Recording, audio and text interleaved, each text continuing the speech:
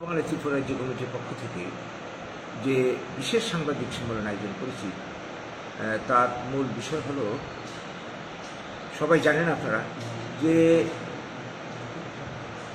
বর্তমান কেন্দ্রীয় সরকার 2019 সালে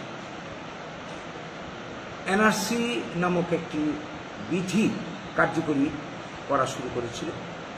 সেখানে আমরা দেখলাম অসমের বুকে এই প্রচেষ্টা প্রথম শুরু হয়।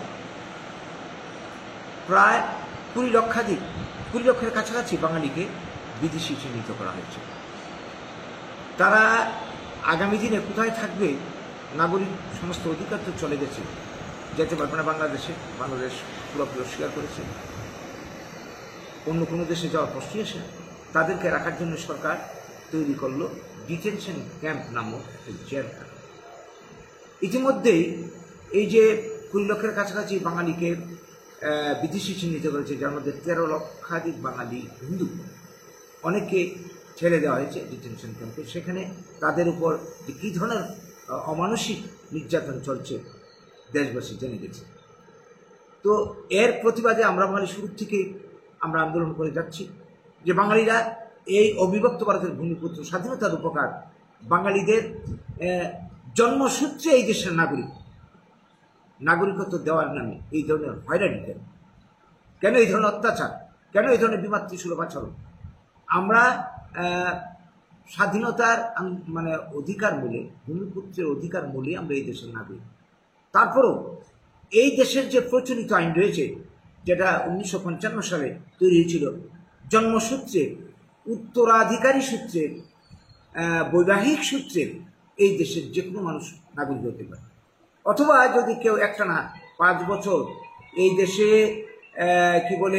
বসবাস করে, ভারতের সংবিধানকে মান্যতা দেয় এবং তার বিরুদ্ধে যদি কোনো ধরনের দেশ বিরোধী কোনো মামলা মোকদ্দমা না থাকে, দেশদ্রোহী মামলা না থাকে, তিনি এই দেশে নাগরিক হতে পারেন। এই হচ্ছে প্রচলিত আইন। এই আইন মোতাবেক কিন্তু এতদিন পর্যন্ত আমরা নাগরিকত্ব অর্জন করে এসেছি। তো এই আইনকে বাদ দিয়ে এখন এনআরসির মাধ্যমে, নাগরিকপঞ্জির মাধ্যমে দেখা যাচ্ছে শয়ে বছর ধরে যারা আসামের স্থায়ী বাসিন্দা, চাকরি করে রিটায়ার্ড হয়েছে, বৈধ কাগজপত্র রয়েছে, তাদেরকে এনআরসি প্রয়োগের মাধ্যমে বিদেশি চিহ্নিত করা হয়।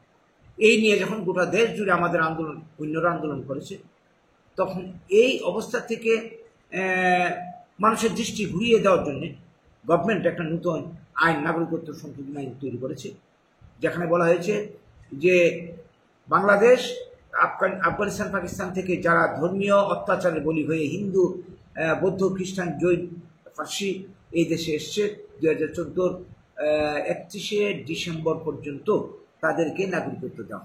তাহলে আগের আইনটা কোথায় গেল? 2055 সালের আইনটা। 1 নম্বর প্রশ্ন আমাদের, এই আইনটা বহাল থাকতে, এই আইনটা কিন্তু বাতিল করা হয়নি, এই আইনটা বহাল থাকতে এখন নতুন করে এই ধরনের ব্যবস্থার কেন প্রয়োজন দেখা দিল? এই যে সিএ আইনের কথা আমি বলছি, তো এই আইনে আনার পেছনে উদ্দেশ্য একটাই হতে পারে যে এই হিন্দু বাঙালিকে ওরা টার্গেট করেছে। মেনলি হিন্দু বাঙালি, প্রায় 2 কোটি বাঙালিকে ওরা টার্গেট করেছে। এরা দেশ সারা করবে এনআরসি প্রয়োগের মাধ্যমে। তো এনআরসি প্রয়োগ করতে গিয়ে যখন বিক্ষোভ তৈরি হলো, তখন বিজেপি হিন্দুদেরকে টুপি পরিয়ে, বিপরীত কথা বুঝিয়ে এরা এই কে আইন প্রয়োগের মাধ্যমে নাগরিকত্ব দেবে, এই জন্য একটা টুপ ফেলল। এই কে আইনের মাধ্যমে নাগরিকত্ব অর্জন করতে গেলে কেন্দ্রীয় সরকার যে সমস্ত নির্দেশনামা জারি করেছে, এই নির্দেশনামা মোতাবেক বাংলাদেশ, আফগানিস্তান, পাকিস্তান ইস্যু করা পাসপোর্টের কপি দেখাতে হবে যিনি অ্যাপ্লিকেশন করবেন, বা সেই সমস্ত দেশের অফিসার ইস্যু করা রেজিস্ট্রেশন সার্টিফিকেট বা বসবাস অনুমতিপত্র দেখাতে হবে। আফগানিস্তান, বাংলাদেশ, পাকিস্তান সরকার কর্তৃক জারি করা জন্ম সার্টিফিকেট দেখাতে হবে, সেখানকার স্কুল সার্টিফিকেট বা পড়াশোনা যে করেছেন তার প্রমাণপত্র দেখাতে হবে, ওইখানকার যে কোনো পরিচয়পত্র সেই সমস্ত দেশের দেখাতে হবে, সংশ্লিষ্ট দেশের জমির দলিলপত্র দেখাতে হবে, এমন নথি যার দ্বারা প্রমাণ হবে আমাদের বাপদাদা, আমাদের ঠাকুরদা, ঠাকুরমা এরা ওইখানকার নাগরিক ছিলেন। বা দেখাতে হবে এমন কোনো প্রমাণপত্র যার মাধ্যমে প্রমাণ হবে আমাদের পূর্বপুরুষেরা এই বাংলাদেশ, আফগানিস্তান, পাকিস্তান নাগরিক ছিল। এই সমস্ত প্রমাণ দেখাতে হবে। সিএর মাধ্যমে যদি নাগরিকত্ব অর্জন করতে হয়, এই ধরনের প্রমাণপত্র কজনের কাছে থাকতে পারে? যদি কোনো দেশভাগের অত্যাচারে বলি হয়ে, ধর্মীয় কারণে বলি হয়ে এই দেশে এসেই থাকে কেউ, তো এই ধরনের প্রমাণপত্র নিয়ে কি কেউ আসা সম্ভব? আসলে এটা ভাবতে হবে। আর যার কাছে রেশন কার্ড আছে, যার কাছে আধার কার্ড আছে, যার নাগরিক কার্ড আছে, বৈধ কাগজপত্র দেখে এর মধ্যে করে নিয়েছে, আধার কার্ড আছে, ভোটার আই কার্ড আছে, ইত্যাদি আছে, তিনি তো এমনিতেই দেশের নাগরিকত্ব অর্জন করে নিয়েছে, তার আবার কেন নতুন করে আবার কি বলবো সিএর সুবিধা নিতে হবে? কাজেই আমরা দেখছি যে এর মাধ্যমে একটা ভোটের রাজনীতি চলছে। বিশেষ করে এই ভোটের মধ্যে লক্ষ্য করুন, এরা বোধহয় সতিনেক লোকের একটা অ্যাপ্লিকেশন আগেই এরা চেয়েছিল। এটা একটা মানে গট আপ গেম, যে তোমরা অ্যাপ্লিকেশন করো, আমরা তোমাদের নাগরিকত্ব দিয়ে দেব। এই গট আপ গেমের মধ্যে কজন? 14-15 জনকে এরা ওই সি আইনের মাধ্যমে নাম করে নাগরিকত্ব দিয়েছে, বাকিদের কিন্তু দেয়নি। তার মানে কি বাকিরা বিদেশি চিহ্নিত হয়েছে অলরেডি। কাজেই এইটা একটা এমন একটা পরিকল্পনা, এমন একটা কি বলবো একটা কৌশল তৈরি করেছে মানুষকে বিভ্রান্ত করে, এই ভোটের মুহূর্তে ভোট কুড়াবার ব্যবস্থা করেছে। আসলে এর মাধ্যমে নাগরিকত্ব অর্জন হবে না, বরং এই যে বললাম এই সমস্ত ডকুমেন্ট কেউ যদি জমা করে তাহলে কি হবে? তিনি এই দেশের নাগরিক নন, এটা কিন্তু প্রমাণ হয়ে যাবে। আগের বৈধ কাগজপত্র সব অকেজু হয়ে যাবে। কাজেই এর মাধ্যমে একটা ষড়যন্ত্র চলছে বলে আমরা মনে করি যে বর্তমান সরকার চাইছে এই দেশের মধ্যে বিশেষ করে যারা বাঙালি, হিন্দু বাঙালি, তাদেরকে বিদেশি চিহ্নিত করে দেশ ছাড়া। তাই আমরা বাঙালি এনআরসিরও আমরা বিরোধী এবং কে আইনেরও আমরা বিরোধী।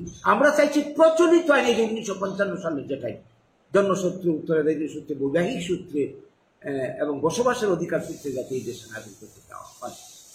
তো এর জন্য আজকের দিনে আমাদের এই সাংবাদিক সম্মেলন, এই সম্মেলনের মাধ্যমে আপনাদের মধ্য দিয়ে আমরা ভারত সরকারের কাছে আমাদের দাবি মানে তুলে ধরতে চাইছি।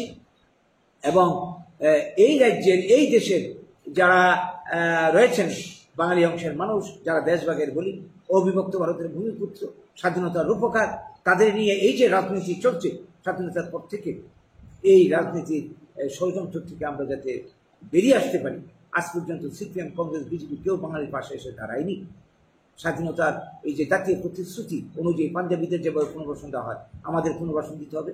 আমাদের সংবিধানের বিধি অনুযায়ী আমাদের নাগরিকত্ব দিতে হবে। এর বাইরে আমরা কোনো কিছুই মানতে পারি না, মানব না। প্রয়োজনে তার জন্য আমরা আন্দোলন যেটা শুরু করেছিলাম 2019 সালে, আবার নতুন করে আন্দোলন আমরা শুরু করবো। এর জন্য সবাই সহযোগিতা চাইছি।